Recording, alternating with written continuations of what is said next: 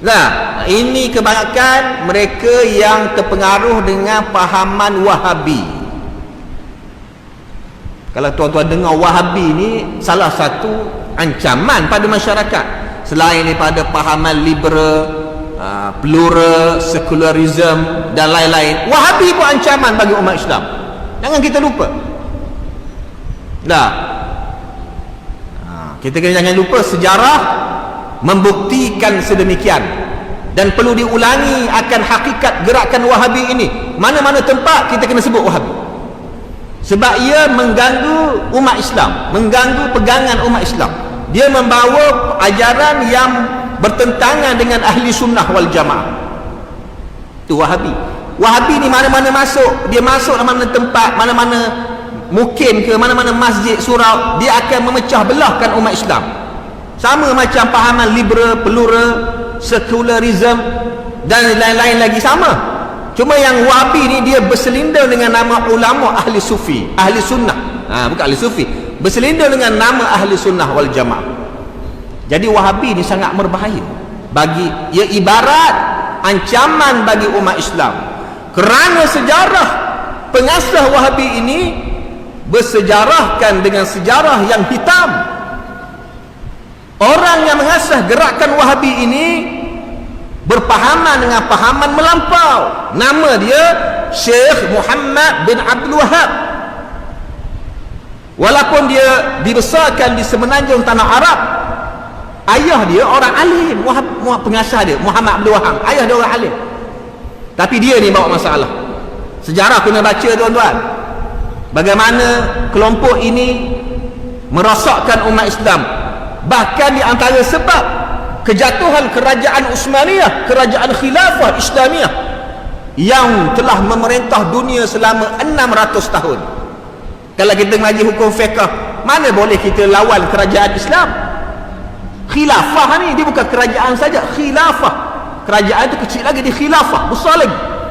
Dunia diperintah oleh kerajaan Islam bawah pimpinan Uthmaniyah hampir 600 tahun. Mereka berpegang dengan akidah sama macam kita. Mereka bertawassul, mereka berpegang dengan mazhab dalam fiqh. Mereka pergi ziarah ke makam Nabi, bertawassul.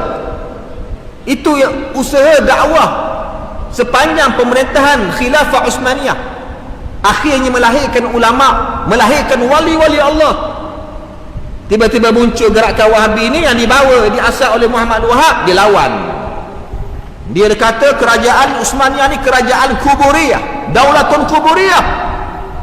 Kerajaan Islam tu Uthmaniyah tu dia kata kerajaan penyembah kubur. Kenapa? Kerana mereka tak boleh terima orang Islam ketika itu bertawassul dengan Nabi, bertawassul dengan para wali yang sudah meninggal dunia. Jadi hakikat pengasas Wahabi ni, dia punya latar belakang dia meragukan dan sangat berbahaya. Baik, malam ni Ustaz bawa satu buku yang ditulis oleh ulama. Ya. Nampak ni buku ni. Kita baca sedikit sejarah. Ada masa 10 minit lagi.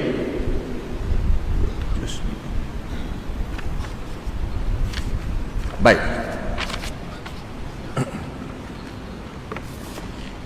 Saya ni bila bercakap pasal Wahabi, kita kena bawa buku sejarah pasal Wahabi, gerakan Wahabi. Dia tak boleh cakap macam tu je, takut ada orang dia tak yakin.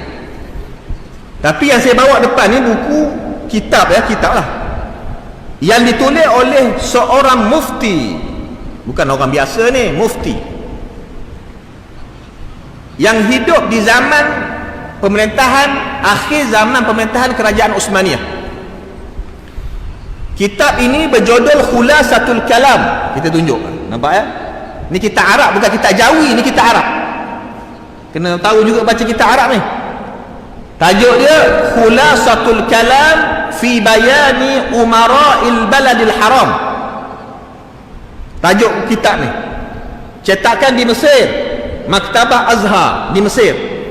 Karangan mufti di Mekah Al-Mukarramah. Mufti di Mekah Mukarramah, di Mekah lah. Mufti mazhab Asy-Syafi'i. Nama dia Syekh Sayyid Ahmad Zaini Dahlan rahimahullah.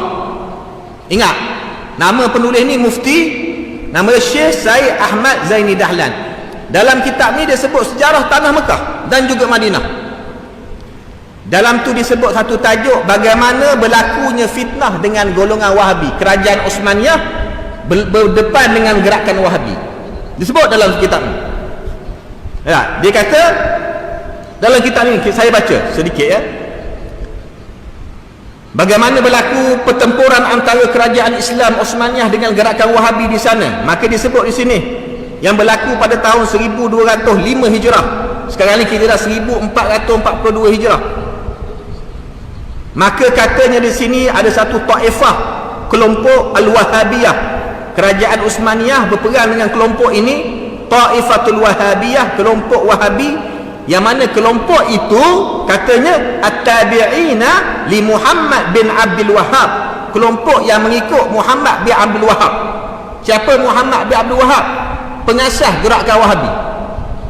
Ni kita nak tolak dakwaan orang kata pengasas Wahabi ni seorang yang betul, seorang yang benar, yang bermasalah tu pengikut dia. Betul. Yang betulnya pengasas tu tak betul. Tu fakta yang betul. Ini sejarah tuan-tuan, sejarah ditulis oleh mufti ni, bukan saya tulis ni, bukan orang biasa, mufti. Maka dia kata kelompok Wahabi yang ikut pada Muhammad bin Abdul Wahhab fi aqidatihi, yang ikut akidah Muhammad Abdul Wahhab. Akidah Muhammad Abdul Wahhab ni macam mana? Allati kaffara bihal muslimin, akidah mengkafirkan orang Islam.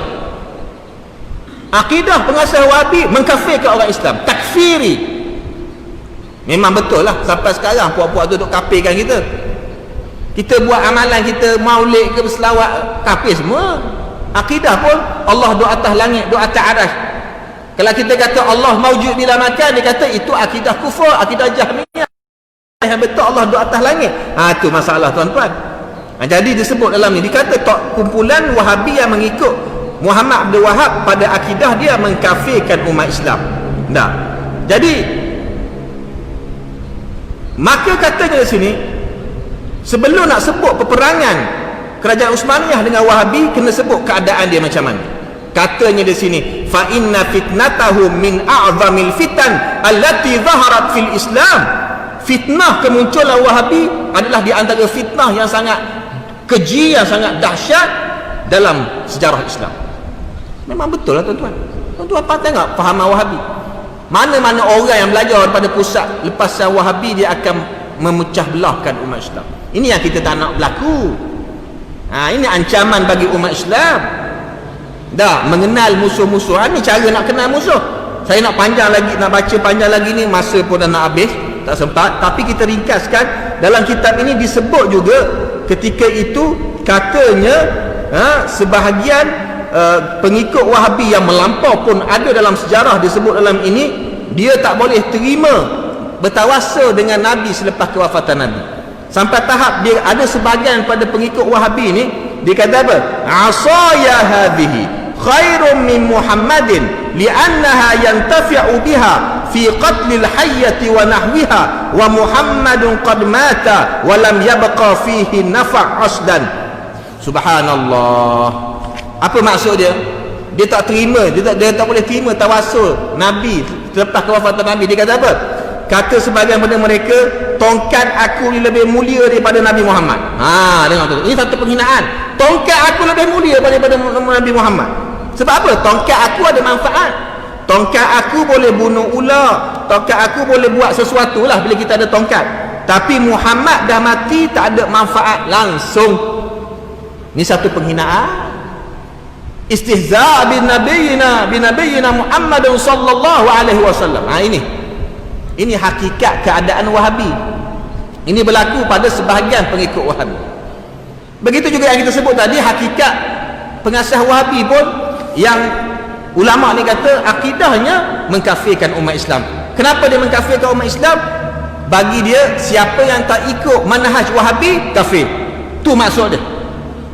Dan berlaku pertumpahan darah. Sampai tahap orang berselawat selepas azan pun dia tak boleh terima Muhammad Abdul Wahhab. Dalam kitab ni disebut macam mana dia mengupah orang membunuh orang Islam yang berselawat selepas azan.